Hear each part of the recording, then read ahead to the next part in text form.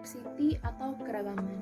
Manajemen keragaman yang efektif meningkatkan akses organisasi ke kumpulan keterampilan, kemampuan, dan ide seluas mungkin. Manajer juga perlu menyadari bahwa perbedaan di antara orang-orang dapat menyebabkan miskomunikasi, kesalahpahaman, dan konflik. Sehingga dalam hal ini kita akan belajar tentang keragaman karakteristik masing-masing individu seperti usia, jenis kelamin, ras, etnis, dan kemampuan yang dapat mempengaruhi kinerja karyawan.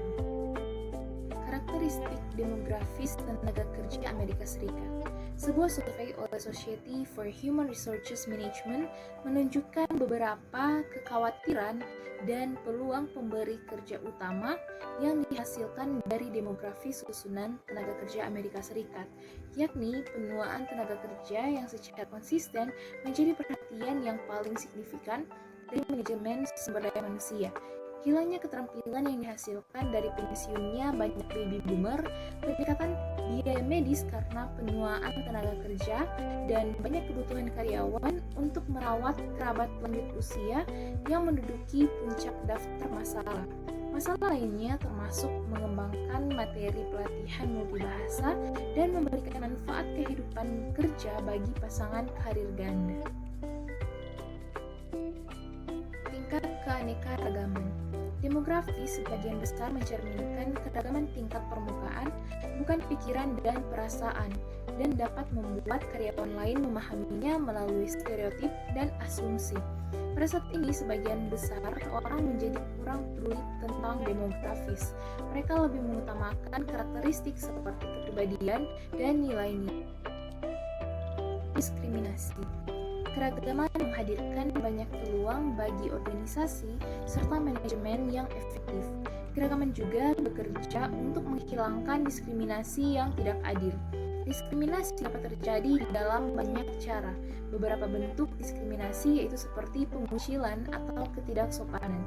Diskriminasi dapat menyebabkan konsekuensi negatif yang serius bagi pemberi kerja.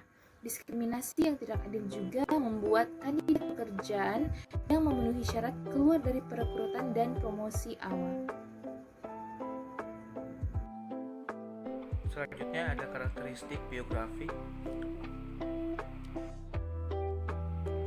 Karakteristik biografi seperti usia, jenis kelamin, dan ras adalah beberapa perbedaan yang paling jelas bagi karyawan.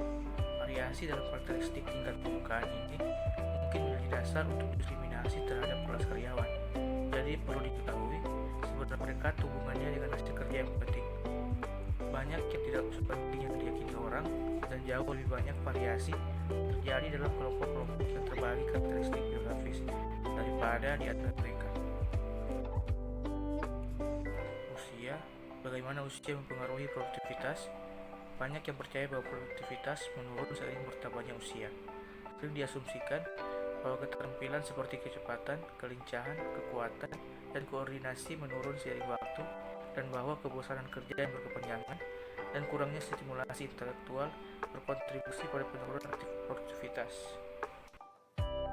Seks, beberapa masalah memicu lebih banyak perdebatan, kesalahpahaman, dan pendapat yang tidak dihukum. Apakah wanita bekerja sebagai pria dalam pekerjaan?